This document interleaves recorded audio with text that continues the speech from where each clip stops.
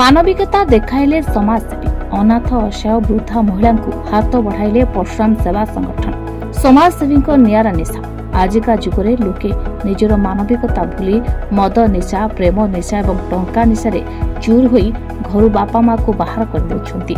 शेषरे बिचारा वृद्ध बापा माँ पागल होई रास्ता कड़े पड़ुछंती किंबा अजणा गाड़ी धक्कारे मृत्युवरण करुछंती। किंतु एसबुर समस्यार समाधान पाई नियारा पदक्षेप नेउछंती भुवनेश्वर अग्रणी स्वेच्छासेवी संगठन जार नाम परशुराम सेवा संगठन। एमिति एक उदाहरण देखा मिलता राजधानी उपकंठ बालीपाटना ब्लॉक अंतर्गत अभयमुखी मुख्य बजार उपरे दीर्घ 7-8 मास जने 70 वर्षीय वयस्क वृद्धा महिला ए बजार में न खाई न पी पड़ी रोते रास्ता कड़े किंबा केउ दुकान बारंडारे किए खाइबाकू देउथले तो किए पागेरी कही बाड़ेबाकू गोड़ाउथले। शीत काकर वर्षा को खातिर न करी माउसी जनक सेमिति बुलुथले। आजिका डेट रे मु समाज को किसी बार्ता देवाक चाहूँ युवक मान किसी बार्ता देवाक चाहूँ। बार्ता कौन आज मु माउसी की देखला पर मते बहुत दुख आसला कौन काली जिते आपण सांबादिक भाई मते फोन कले मते काली राति निद होनी कौन मु देखिली गोटे माउसी एत शीतर केमती से पड़ी रही है जे कि गोटे पिला को जिते गोटे माँ जन्म दिए यही शीत दिने यही शीत काकर शीत हो बोली निज कल तो कानी घोड़े रखे और निज कोल जाबुड़ी धरे केमती मो पिला को शीत न हो किंतु से पिला आज सी तो कहार गोटे माँ हो कि पिला थे से माँ को आज दांडे केमती गोटे छाड़ी बाहर से शीत काकर पड़ी रोचे मु सबू युवक मान को अनुरोध कर समाज रे कई केमती निज माँ को सब जत्न करते मो माँ को नजर रखते एवं मु गवर्नमेंट को अनुरोध कर आम संगठन तरफ अनुरोध कर जो माँ बापा को जो मैंने पचारू ना जो युवक मैंने आज डेट पचारू ना आप कठोर कठोर दंड दि जाऊ एमती दंड दि जाऊ जमी वर्षे 2 वर्ष 12 वर्ष काल जेल हो। देख गोटे माँ को जदि बापा माँ को पचार ना आम ल संविधान लिखाई जे कि संपत्ति बाजप्तकार संपत्ति दि जाए से संपत्ति न दि गले भी पिला माने मानुना से ल को मानुना किंतु दंड दि जाऊ कौन 10 ରୁ 12 वर्ष जो जेल दि कौन पिला माने करिया पूर्व 10 थर कि 100 थर भागे जे कि मो बापा माँ मत आज बड़ कले आजिका डेट रे मुझे बाहरी करदेवी गवर्नमेंट गोटे रूल रो जे कि दंड दि जाऊ दंड ना आज एमती अच्छी बहुत वृद्धाश्रम या देखुँ बहुत वृद्धाश्रम बहुत लोक को एत आकार वृद्धाश्रम कहीं या आकार बुढ़ा बुढ़ी बयस लोक गुरुजन लोक हैरान कहीं होती जे सब माने जमती आगु को समाधान हम से गवर्नमेंट आप ध्यान दो आम मैंने तो साधारण लोक किसी आकार साहय कर आम हाथ किसी ना किंतु जदि गवर्नमेंट आप किसी ध्यान दब ताले बहु परिमाण में मुझे समाज में किसी कल्याण हो पार। जय जगन्नाथ जय श्री राम। ये बुढ़ी 3 वर्ष आस पड़ा आम निजे आम टीम पिला आम क्रिकेट टीम प्लेयर आम पे कंबल देलु खाया देलु तार देह मुंड मेडिसिन दरकार मेडिसिन देचु एवं 10-15 दिन कड़े बाहर बुढ़ी चली जाता आम देखा पाऊन आज देखिलु आज सकाल आसला देख आज ये से दुकान में ठंडा मांगला ठंडा से भाईना देले ठंडा पिंबू तार वोमिटिंग है तापर विजय को आसी संगे संगे पहुँचला से डिस्कस करूँ विजय पहुँचले मत पचारा सप्ताह से बुढ़ी कहले कि मुझे बुढ़ी से पड़ी विजय आसला आपण ट्रस्ट लोक आसती स्वेच्छासेवी लोक आसला पर तो ये कम आरंभ हो थरे भाबिले से जदि आमर बापा की माँ होई थांते आमे कोन एमिति करि थांते किंतु किए से कुलांगार पुत्र जे अवस्था रे असहाय महिला को घरु तड़ी देछि। ए खबर पहुंचीथिला शिशु अनंत प्रेस क्लब रो सांबादिक मानक पाखरे।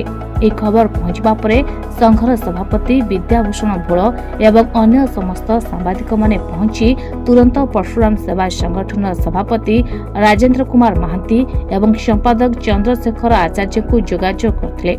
खबर पाई किछि समय मध्य संगठन समस्त सदस्य तुरंत पहुंची वृद्धा महिला को परिष्कार करी एक नूतन वस्त्र परिधान करने सहित प्रथमे स्थानीय चिकित्सालय पर कैपिटल हॉस्पिटल को नहीं उन्नत चिकित्सा कराइबा सहित जेमिति वृद्धा महिला जनक शीघ्र सुस्थ हेबे से समस्त प्रकार सहायता जोगाई देबाकू प्रतिश्रुति देथिले। पागली बुढ़ी प्राय 3 मास धरी देखुची जैसे आमर अभयमुखी छक आले छक पद्मपुर छक यही प्रकार अवस्था बुलूला किंतु शीत पड़ा भितर जाऊ नहीं 2-4 दिन है तेणु आम घर पाखे जो आलर विजय भाई ତାକୁ ମୁଁ କହିଲି, ମୁଁ କହିଲି ଆରେ ଏମିତି ଗୋଟେ କିଛି ସାହାଯ୍ୟ ସେ ବୁଢ଼ୀଟି କରନ୍ତେ, କେମିତି ଗଭର୍ଣ୍ଣମେଣ୍ଟ ତରଫରୁ ମେଡ଼ିକାଲ ଫେଡ଼ିକାଲ ଟିକେ ନିଅନ୍ତେ। ତେଣୁ ଯାହା ହଉ ସେ ଆଜି ଯୋଗାଯୋଗ କରିଛି ସବୁ ସାମ୍ବାଦିକ ବନ୍ଧୁମାନଙ୍କୁ ଏବଂ ତାଙ୍କୁ ଆଜି ଏଠୁ ଉଦ୍ଧାର କରାଗଲା ଏବଂ ମେଡ଼ିକାଲ ସେମାନେ ନେଇକି ଯାଉଛନ୍ତି। ଆମ ଗାଁର ପୁଅଟି ବିଜୟ ବୋଲି ସେ ଗୋଟେ ପୁଅଟି ସେ କାମ କରୁଛି। ପୁଅରେ ଏମିତିଆ ଲୋକଙ୍କୁ ସାହାଯ୍ୟ କଲେ ତୋର ଧର୍ମ ହେବ, ଗାଁର ନାଁ ରହିବ।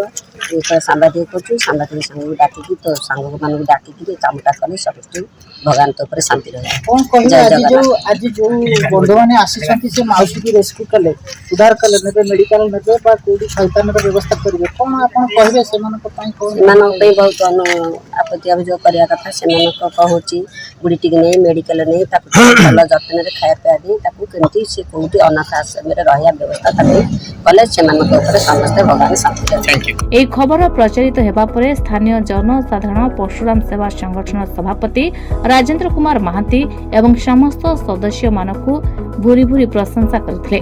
କିନ୍ତୁ କଥା ଉଠୁଛି ଏଠି ଆଜି ବି ବୃଦ୍ଧା ବାପା ମା ଅବହେଳିତ ଅବସ୍ଥାରେ ଅଛନ୍ତି। ଥରେ ଭାବିଲେ ସେ ବି କାହାର ମା। ଗତକାଲି ଭୁବନେଶ୍ୱର ଉପକଣ୍ଠସ୍ଥ ଅବହମୁଖୀ ଅଞ୍ଚଳରୁ ଜଣେ ସାମ୍ବାଦିକ ଭାଇ ଆମକୁ ସମ୍ପର୍କ କରିଥିଲେ, ଯୋଗାଯୋଗ କରିଥିଲେ କି ଏଇଭଳି ଜଣେ ନିରାଶ୍ରୟ ମା ଅଛନ୍ତି, ରାସ୍ତା କଡ଼ରେ ତାଙ୍କୁ ଛାଡ଼ି ଦିଆଯାଇଛି, ସେ ପୁରା ଅବହେଳିତ ଅବସ୍ଥାରେ ଥିଲେ। ଏହା ଶୁଣିକି ଆମ ପର୍ଶୁରାମ ସେବା ସଂଗଠନ ତରଫରୁ ଆଜି ଆମେ ଆସିକି ସେ ମାଆଙ୍କୁ ରେସ୍କ୍ୟୁ କରିଛୁ।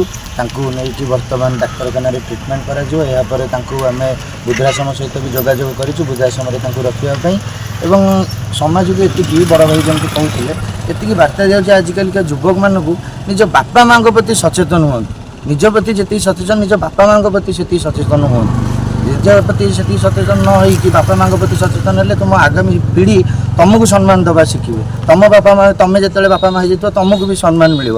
ଯୁବପିଢ଼ିଙ୍କୁ ଏତିକି ଅନୁରୋଧ, ଦୟାକରି ଯେତିକି ନିଜ ଏଇ ଭାଇମାନେ ଯେମିତି କହିଲେ ଆମେ ସେ ମାଆଙ୍କୁ ଖାଇବା ଦେଇଛୁ କି ପାଣି ଦେଇଛୁ, ସମସ୍ତେ ସାହାଯ୍ୟ ମନୋବୃତ୍ତି ରଖନ୍ତୁ ଏବଂ ସମସ୍ତେ ଏମିତି ସାହାଯ୍ୟ କଲେ ଦୁନିଆରେ କେହି ଆଉ ଏମିତି ଦୁଃଖୀ ରହିପାରିବେ ନାହିଁ।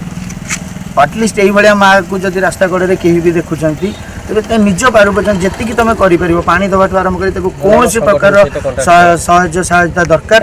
ଏବେ ପର୍ଶୁରାମ ଯୁବକ ସେବା ସଂଗଠନ ସେଥିପାଇଁ ତତ୍ପର, ସବୁବେଳେ ତତ୍ପର ଅଛି। ଆପଣମାନେ ଯୋଗାଯୋଗ କରିପାରିବେ ପର୍ଶୁରାମ ଯୁବକ ସେବା ସଂଗଠନକୁ। ଏଇଭଳିଆ ଯେକୌଣସି ଅବହେଳିତ ଲୋକଙ୍କୁ ଆମେ ସାହାଯ୍ୟ ଦେବା ପାଇଁ ସବୁବେଳେ ପ୍ରସ୍ତୁତ। ଆପଣ କେତେ ବର୍ଷ ହେଲା ଏମିତି ସେବା ରାଜ୍ୟରେ କେତେ ଖୁସି ଅଛନ୍ତି? ଆମେ ଏଇ ସେବା ବିଗତ 5 ବର୍ଷ ଧରିକି ଆମେ ପୁରା କଣ୍ଟିନ୍ୟୁ କରିଚାଲିଛୁ।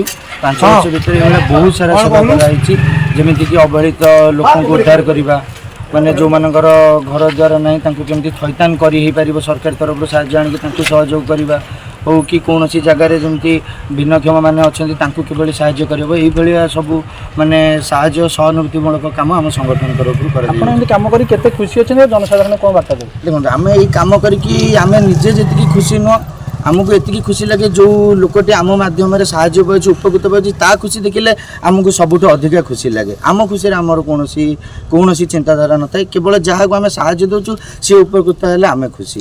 ଯେଉଁଟା କୁହାଯାଇଛି ମାନବ ସେବା ହିଁ ମାଧବ ସେବା, ସେଇ ମାନବ ସେବା କଲେ ମାଧବ ଖୁସି ହେବେ। ସତରେ କ'ଣ ସେ କାହାକୁ 10 ମାସ 10 ଦିନ ଗର୍ଭରେ ରଖିନାହାନ୍ତି, ନା ସ୍ୱାର୍ଥପର ଦୁନିଆରେ ସ୍ୱାର୍ଥ ସରିଗଲା ପରେ ଘରୁ ବାହାର କରିଦେଇଛନ୍ତି?